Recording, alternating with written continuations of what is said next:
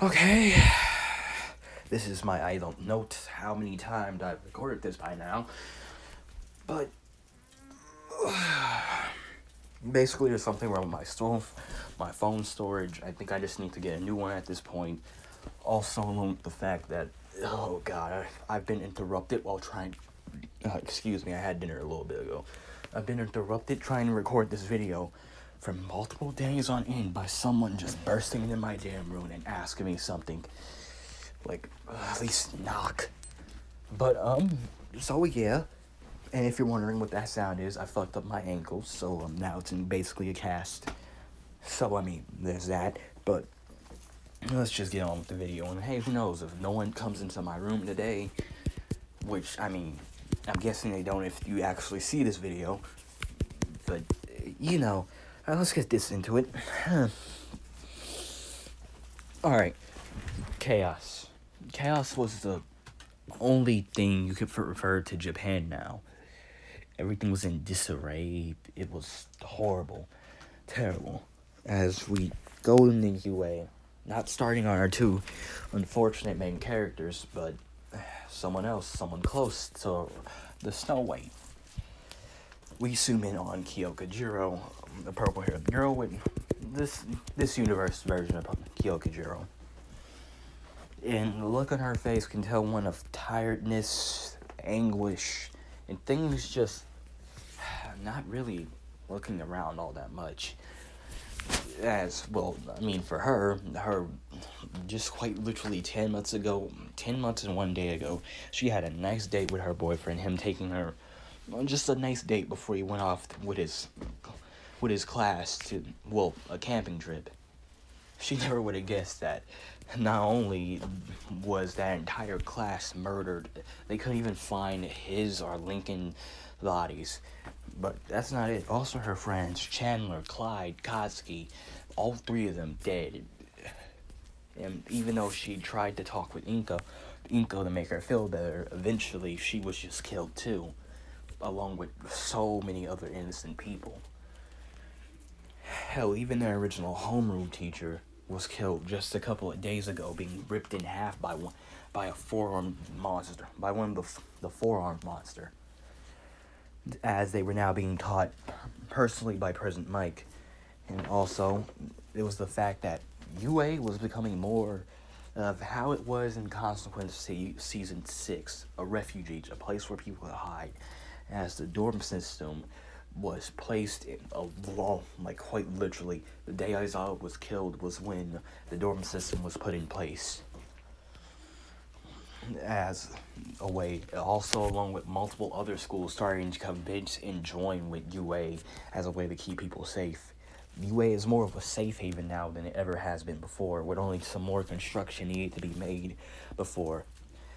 But there already been multiple people moving in, families. And also, this is when we get a quick look at the class. Now, most of the people we see in the original universes aren't here. Instead, it's mostly a somewhat mixture of 1B students and 1A, as at least a decent half of both 1B and 1A were respectively killed during the attacks.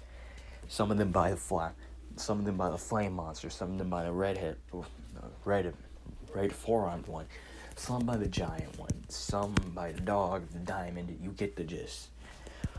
But that's basically how Japan has been. Carnage ensuing. And, well, along with Japan basically being closed off from the rest of the world now, as basically things are just hell. As we see Kyoka finally get out of class a couple of days later with this universe versions of Mono Yasurozu coming up and asking her if she wanted to basically just hang around the campus. As UAs also had walls starting to be built more around, well, people were starting to live in the cities that UA had, those type of cities, you know. But as Hyoka then also declines her offer, saying that she just kind of wants to be alone now. As we see her go into her room and finally just look at a photo of her and Lincoln. Well, actually, a photo of her and Lincoln along with a photo of all of them. as well the Kyokas, Midoriyas, and Bakugos are all our friend parents in this timeline. As we get a look at the photo of the three families just being happy. It was a Christmas, quite a year before, 2 years before, a happy Christmas. As Kyoka thinks to herself, if she knew how things would turn out then, she would have took care, appreciate those moments far more than she ever did before, as those are the only moments that she could think about for things when they were good, great, when her life wasn't some type of endless hell with more suffering added on to it. But after that, we zoom over as we see a small little tiny bot staring at Lincoln and Nezuko, who both noticeably have longer hair, well, mostly longer hair. It's longer than before, but they've cut it. As we zoom in on this spy bot going into the eye before we see that as we enter out of a giant screen TV, as we see this universe version of Ben Tennyson slumming his head on the desk, thinking how the hell they let this happen. Which we didn't see Ben basically get into an argument with Max, saying that these kids deserve a second chance. That watch is what's causing this. If they somehow found a way to rip their arms off before it could regenerate, maybe they could save them. With Max realizing that Ben won't stop no matter what he says, gives Ben the go-ahead for this mission, to lead this mission into cornering Lincoln and Nezuko and finding a way to get the carnitrix off. As he tells them to get Blukinch and Driva, who, just for context purposes, they were never with, as none of Galvin Prime in the carnitrix universe was with Azimuth. Pretty sure they were all actually against. They didn't even know about this. And finding this out about the great first thinker have led nothing but hatred for Azimuth and what was left of his name that wasn't erased by the plumbers. So, as we will move on, we see Ben telling Gwen to call up the plumber kids. Well, I'm gonna give them a squad name. Alpha Squad. Alpha Squad Royal. Yeah. That's the plumber kids in this universe. Alpha Squad Royal. I like it. Alright. Yeah, Alpha Squad Royal. I like it a lot, actually. Good name. But, yeah. As we see Quinn starting to phone up Helen, Manny Armstrong, Pierce Wills. Well, Helen Wills, too. Cooper, Cott. Nah, I'm gonna leave Guy out of this one. So yeah, they all get called up, which, before you ask, yes, they do exist in the main Omni and Omega timeline. They do exist in the main Omni and Omega timeline, and Lincoln, Nezuko, Chandler, and Clyde are friends with them, but I just haven't really thought about mentioning them yet because they haven't really been that much. They haven't really been that much useful to the plot, but let's not think about that, okay? Okay. Oh, they also call Lucy up, basically every connection they got. So, yeah. And with this, we see by night of the next day, the plumbers are moving out, getting rid of the corner of the two murder watches that have turned basically the entire world into disarray. But while we're preparing, let's move over to overseas for a bit. As we zoom over countless a million miles away from Japan, as we end up in one small little city, Royal Woods, Michigan. As we zoom into one house notable to one family, the Loud House. Right. And as we zoom into it, we can see that the house isn't as loud as it used to be. Hell, not even the street. As we see Mr. Grouse look over and feel nothing but pity for the Louds and just share his condolences. As we zoom in and we see a tired, drawn out read aloud. She didn't take the news of hearing Lincoln's death well. None of the family did. But her and some of the girls took it a lot harder. If you're wondering where Lynn's senior is right now, he's trying to get the younger ones to go to... Basically, he's trying to get the younger ones up and ready for school. And while he's been affected by his son's death as well, death, if you can't see, I'm using air quotation marks here, but while he's been affected by his son's death as well, he knows that he needs to stay strong for his family, as that's something that Lincoln would want him to do. As we move on to some of the others, as we see a Lori Loud, who's came back to town recently, along with Bob, as Lori and Bobby actually moved into the Loud house as a way to help give support, and so Lori could be close to her family, as we just see her crying on Bobby's shoulder. She basically asks him how could they still not have found his body. She says that she says no matter what it looks like, she at least wants to bury her brother, her baby brother, as she just keeps crying in Bobby's arms. Bobby feeling the same way, wondering how the hell have they not found a body yet.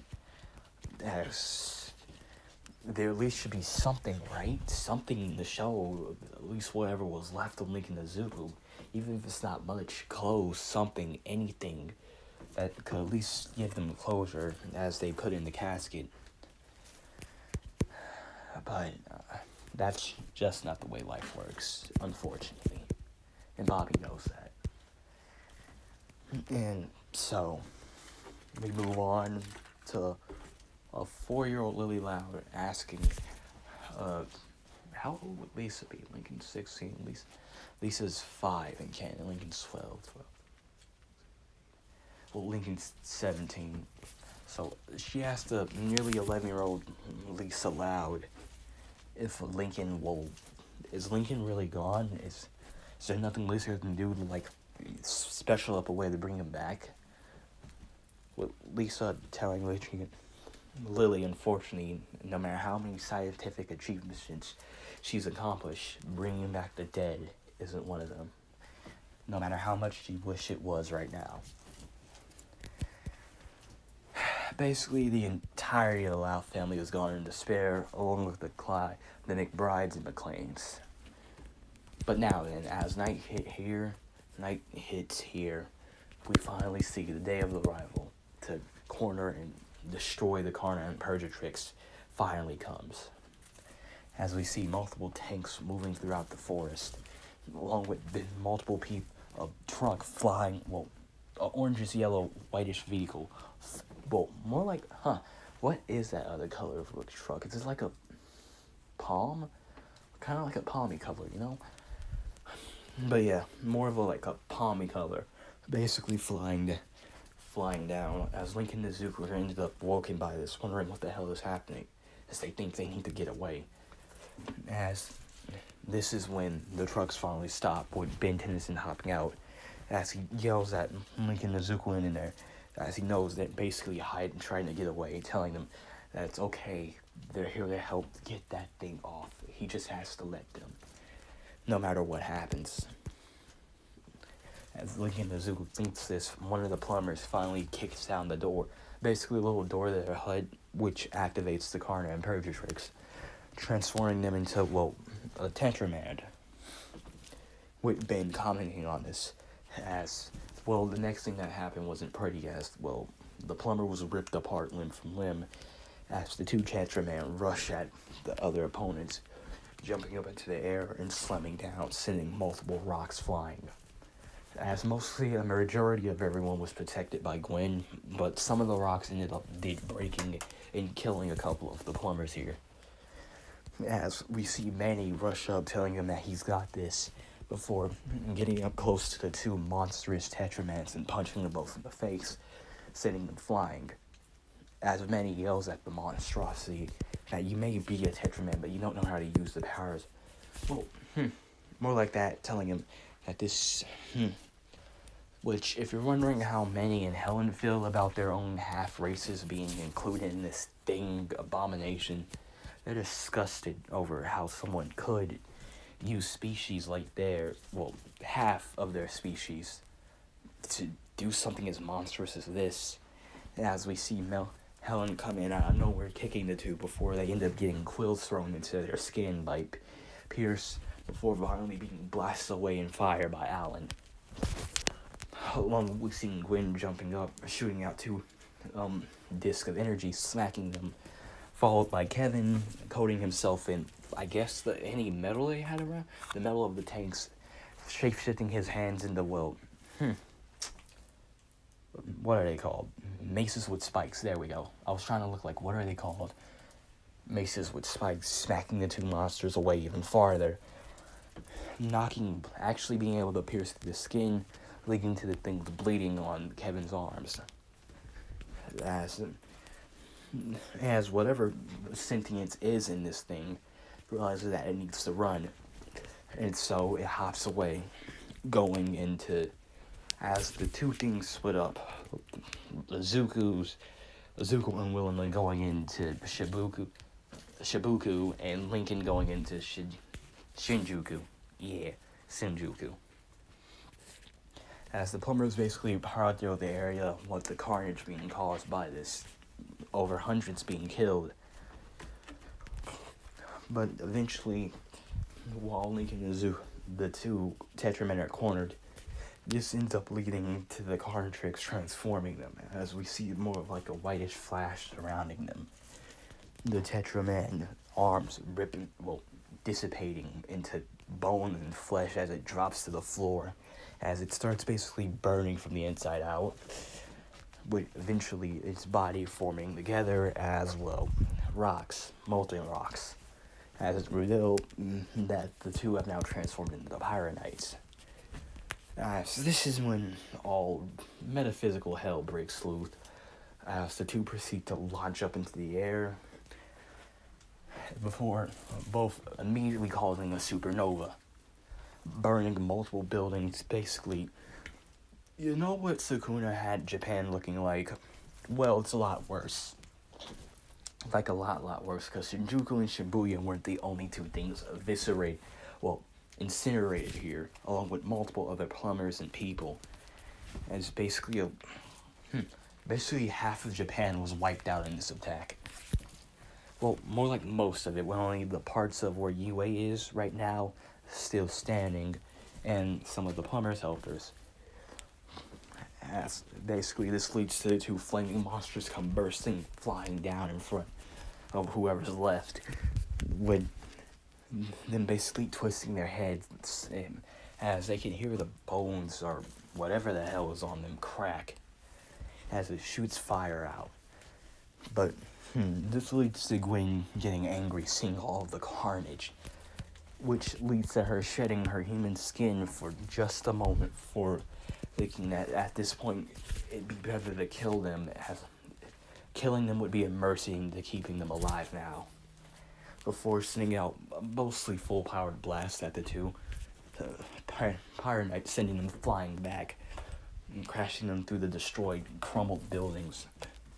Which, at this point, we see the two Pyranites land before the Carnitrix and Purgatrix ends up timing out, transforming Lincoln and Izuku back. As this is when whatever normal plumbers were left ends up surrounding Lincoln and Izuku, holding them at gunfire, telling them they're sorry. But we see green and oranges, green on both, green electricity crackling from the car and Purgatrix, as we see the silhouettes starting to activate, but instead of just picking one, it starts rapidly selecting through, blinking until it finally leads on one disfigured monster. And thus this leads to the transformation, as Lincoln and Izuku feel like everything in the universe is pounding into their head, before eventually they feel their bones cracking, ripping apart, stretching, before eventually their entire body just explodes, before reconstructing. As it's revealed, what was standing there is a black light creature, two black light creatures with stars on them. As the carnitrix had transformed Link into Izuku, well, the carnitrix had transformed Link into Izuku into celestial sapiens. Now, some of the more higher ranked plumber members know what the hell this is. As, unfortunately, this leads to the two derangement. Now then, unlike any other celestial sapiens in the multiverse, they don't have the two extra personalities. There's just Link and Izuku in there, and one other person. They don't notice him yet, but it's far too late to stop anything from happening. That's the two as Lincoln's celestial sapien ends up raising a hand before closing it. And that was all it took. As the next thing anyone knew, they were all vaporized from existence, the universe being wiped out in one blaze of glory. But that's not the end of this. No. It gets far worse, sir. As we see the two celestial sapiens standing in the void, as Link and Izuku are in there, tears burning from their eyes, as they know what just happened. They can, basically, it's like they have the knowledge of what happened thanks to, being a celestial sapien. They know that their universe and everyone they had left, whoever they had left, anyone there was gone. As this leads to a more final mental breakdown, Link and Izuku, before they end up screaming asking who the hell are they? Why is this happening to them? As that's when the creature that I mentioned was there finally reveals itself with its mouth grinning in a sharp tooth grin. As it comes up behind the two, splitting apart, holding their hands up and whispering one word. God. And this leads to, more destruction happening. As after this thing almost immediately takes control of the bodies, as they teleport to another universe and destroy it, as they go on a multiple streak of destroying multiple universes over and over and over again. Billions are erased from existence, as Link and Izuku only thing they can do is hear the screams of terror, asking why in their final moments before they're all snuffed out. Just like that, in a snap. But when we finally get back to a different universe, I don't know what type of universe to call it. Let's just call it universe. What do we celestials call their Earth? Wait, no, this isn't even. Alright. Shit. Alright, Noah Story's legacy, his legacy channel. He had Deku 10. I've been using some of the names for there. He ends up on that Earth. I don't remember the dimension it was, but so we zoom in on this Izuku, who's graduated by now. Actually, he's married to his fiancée Ochako Uraraka, and they're living in their house, along with him having the Ultimatrix on. As him and Ochako got married a year after they graduated from UA. Well, he proposed, and then 6 months after they got married, but yeah. Asmith still hasn't deemed Izuku worthy for the original Omnitrix. Shit. And, but basically, he notices something, along with Ochako, who senses this thanks to her mana. So let's just say they adopted Eri in this universe. Let's say that. Nice little family, But this is when Izuku basically realizes something is out there. They basically claw themselves into the universe, having a bit more trouble getting into it, but they're there. The death gods themselves. Izuku almost immediately asks, he's done extensive research for years now on aliens. He knows exactly what these two are. They're celestial sapiens. And he can tell by the symbols on their chests. It means that there's someone transformed. There are two people with Omnitrix devices transformed as two celestial sapiens. Before he can reach Otako, he realizes that the universe is he sees blackness rise through the universe in such a fast motion. He's able to grab Ochako. Well, he is, but the only thing he could grab her was her hand as well. Is eventually destroyed as well with the Ultimatrix. Well, thanks to Zuko doing some modifications to the Ultimatrix to make it work better for him.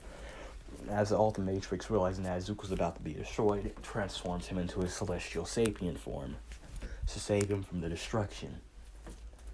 Now then, the two celestial sapients notice this but don't care enough to stop it, as whoever the hell is in control knows that, well, other celestial sapiens have 3 voices, so it'll take a while as it transforms to the next universe to do the same thing. As we open on We the Celestials Earth, the same thing happening. It was destroyed and Omnitrix protects them. We enter the Earth too, where the same thing happens again to this Izuku, who by this point is caught up to the normal timeline of things. So I'd say he is in about where we left off in season 5. So right before the second movie. And, well, thanks to having completed Omnitrix, it transforms him immediately. So there's that. Now then, basically while this is happening, they all immediately get visited by Professor Paradox, as he tells them that things are well and dire at this point. And so, while Paradox is grabbing them, well, as he transforms these 3 back into their normal human forms, foretelling them that he'll explain what's happening once they get everyone. As a way, it will explain to everyone what's happening, and so he won't have to repeat himself. And thus, they go with Paradox to start collecting other versions of Lincoln, Izuku, Chandler, Clyde, people, or anyone that can just help. That's what he says, that they have 2 people they need to save, or kill if necessary. Now then, we finally pick back up with Carnitrix, Death Gods, as I've awfully named the transformations. They've destroyed hundreds of universes by this point.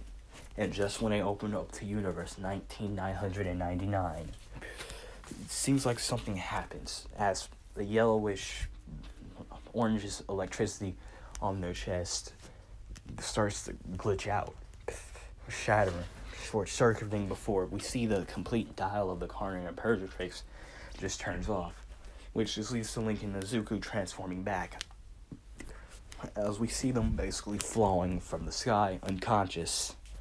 Now then, luckily for them, there's a hero waiting around, Hawks. As he sees 2 people falling from the air, he ends up grabbing them, only to realize that this is Izuku Midori and Lincoln Loud from UA High. Although, I mean, it's really easy to tell about Lincoln, white hair. Although it looks like they've been malnourished, along with the stings they have on their arms. As he thinks, he might as well take them back to UA and hopefully see what they can do. Now then, while that happens, we cut back to Paradox. Well, more like not back to Paradox, but we cut him back on our main Omni, Lincoln, Izuku, Chandler, and Clyde. As we see them just talking about what the hell they're gonna do about the future while Lincoln's smoking, before a portal opens up and Professor Paradox walks out and says, "Boys, I need your help." Them knowing that if Paradox shows up, it's something serious as all hell, they don't hesitate to go with Paradox. With them asking what's happening. What Paradox saying, he'll explain now that he's gotten them all together. As we see them walk out, and we see multiple Lincoln, Izuku's, Chandler's, Clyde's, Ben's, hell, Gwen's and Kevin's in the mix. Well, I say there's about 50 of them. Half Lincoln and Izuku, half other characters. Chandler and Clyde's too, and with Ben's, Gwen's, Kevin's. Hell, even it looks like back there, Grandpa Max and Lincoln's grandfather who got the Omnitrix instead. As they ask, what the hell's happening? As Paradox tells them all to come up. As he tells them, well, boys, it seems like all hell is broken all hell is broken loose.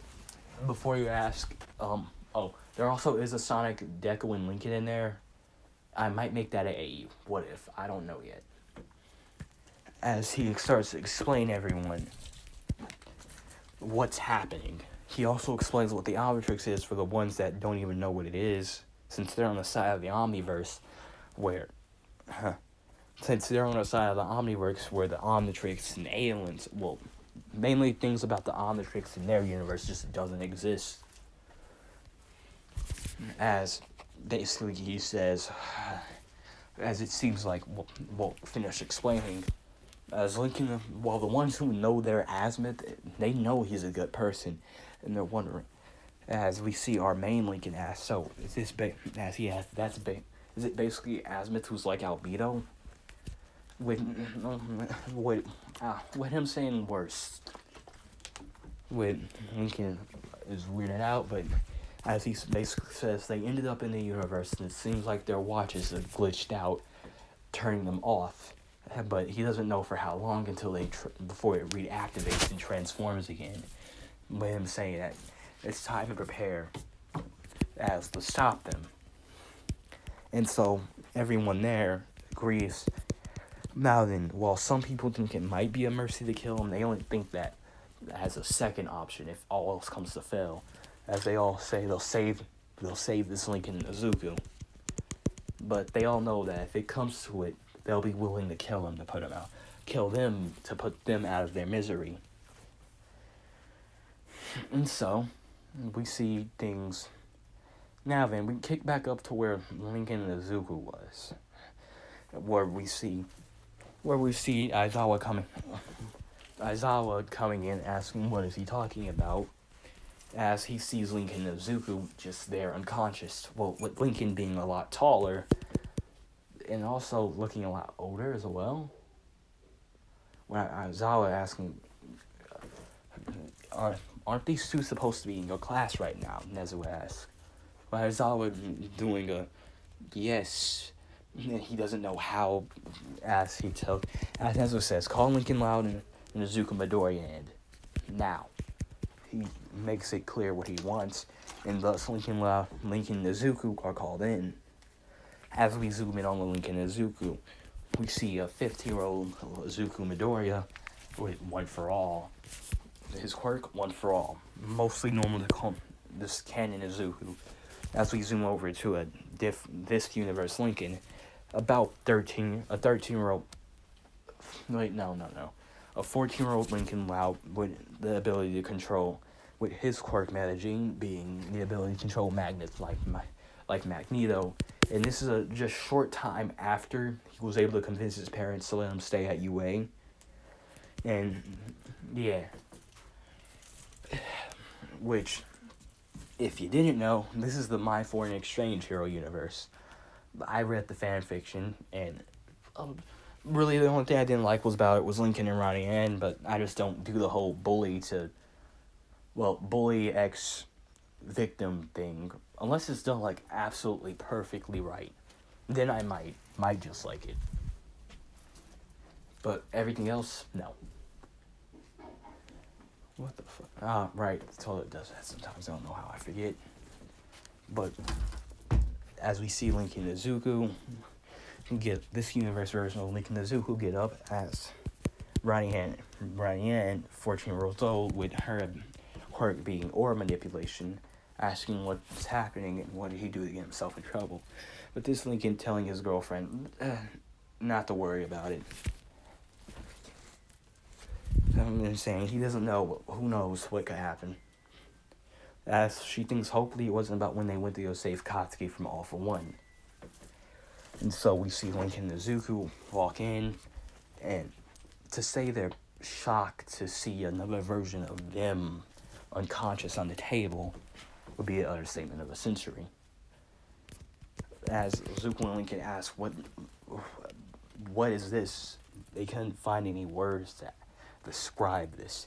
It was just more of that. As Nezu said, he was hoping they could explain. As he said, they've done a DNA test, and it comes out that they're a perfect DNA match to the two. As Lincoln and Izuku are As they say, we're just waiting for them to wake up, which Nezu sees, and it looks like that time is about to come. As we see, well, carnitrix, Carni and Purgatrix Lincoln finally starting to stutter awake, and saying no in their head before finally waking up screaming from the nightmare. Well, less of a nightmare, more of a remembering, more like being haunted by memories.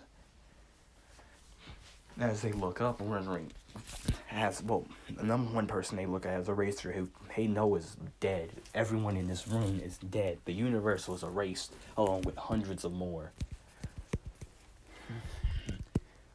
As they ask what the hell is going on here, how are you alive? Well, it's all asking what they mean and to explain. And so they do in detail, explaining who they are, and telling them how they got into the situation in the first place. With them explaining about the carnitrix and eventually what happened in their universe. At first, they don't believe this and believe that they're just kind of loco. But after bringing Shinsho in and having him brainwash them, they realize that, along with someone that has a mind-reading quirk, they realize that all these events are true, and this puts fear into them. As, well, All Might is also here,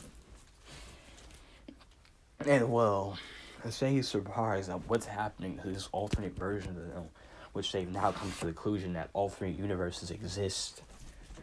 So while that, yes, is a shock, they're more horrified at what these two have gone through.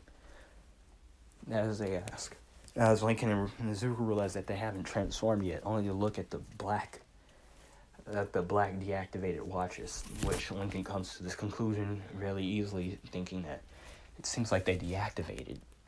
He thinks to himself, before saying this out loud, as he looks at Nezuko and starts crying and laughing, saying they're finally free.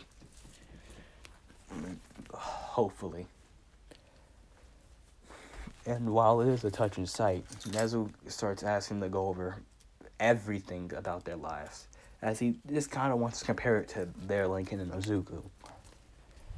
As Lincoln and Nezuko tells them about themselves, they were quirkless, and they grew up apart until around Lincoln was 13, where him, Chandler, and Clyde then came over to Japan and started living with the Midoriyas.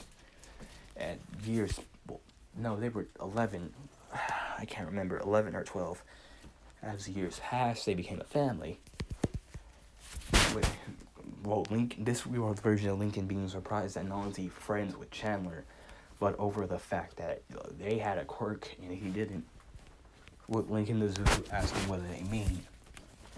With them explaining that they have quirks.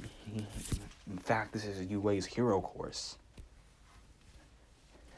As Lincoln and Nezuko can't help but smile, knowing that at least two versions of them, at least one version of them made it in doing their dream. As they know that they can never, or what they ever do will be able to repent for everything that's caused because of them. And this is when Delta is also called in. If you don't know, in this universe, Delta is a secret organization that was supposed to work against All For One, and also been trying to get Lincoln, Ranier, and Nezuko to be the greatest heroes. And so while Delta is called in and informed of everything happened, he gives, the only notion that he can give to kill them. More like a respectful, honorable death. As, they don't know if these watches could activate again and destroy their universes. Also, he just kind of thinks it's cruel to leave these two alive with everything they've gone through, as he knows that no matter what anyone says, they will never heal from this. No matter how many times they think they are, there will be something that crawls into their skin and reminds them of the hell that they unfortunately, unwillingly created. And Lincoln and Nezuko actually tell him that they were going to ask if they could. Say that even though they know that they're free, they just want to end it at this point. And Nezu seeing this, he tells them, Nezu asks them, they lost their friends and family, right? Well, how, as Dezu says, he give them 2 weeks. With Delta asking what? Well, what as a response? Give them 2 weeks to be with the people they, even though they aren't them, at least be better to see their faces one last time and give their goodbyes, right? Dezu says. Delta, knowing that he can't really argue with that, and he tells them that it's up to them. With them, the light coming back in their eyes just slightly, crying and saying they love that. And with this, Nezu also says during that 2 weeks, they should at least get experience of what Yue's like. As Nezu, knowing what abominations people like Azimuth have caused, their universe version of Azimuth have caused, they think about it as he thinks that he wants them to live out the last 2 weeks of their life peacefully, happy. So at least when they're buried, they won't be so filled with nothing but regret and anguish. And I say that's where we leave it. With that, Link and Nezuko are then fitted for, well, their clothes, and we see them getting ready to walk with Aizawa. Well, I mean, after they're granted after Nezu has them get food, since they're malnourished as hell, take a shower. Well, since they also haven't really been able to brush their teeth in a while, do that too. All the little essentials that they haven't been able to do in months, they're finally able to do. And with that, we see Link and Nezuko in a UA uniform, even though the carnitrix is slightly sticking out of it a little bit. As we see them getting ready to walk to the class when they don't, well, their original selves walk in first to get everyone prepared for what's about to happen. As we see them getting ready, well, standing outside the door. And with that, I'm going to leave this off, which I'm probably about to come back in here and make part 3, the final part. Since, well, I would keep going, but I really have to use the restroom right now. So once I'm done with that, give me a snack, drink some water. Yeah. So, with that, Maron 13 out for about an hour or so. So yeah, Maron 13 out.